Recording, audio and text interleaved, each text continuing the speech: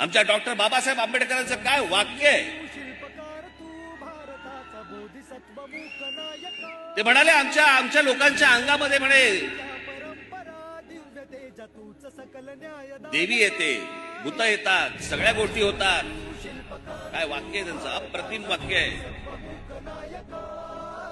त्याचे बाबासाहेब म्हणतात, ज्या दिवशी या देशातल्या या समाजाच्या अंगामध्ये शिवाजी नावाचं भूत येईल ना, त्या दिवशी अख्खं जग पादाक्रांत करून टाकू आपण.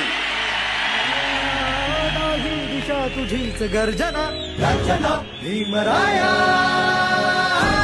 माझा भीमराया भारताचा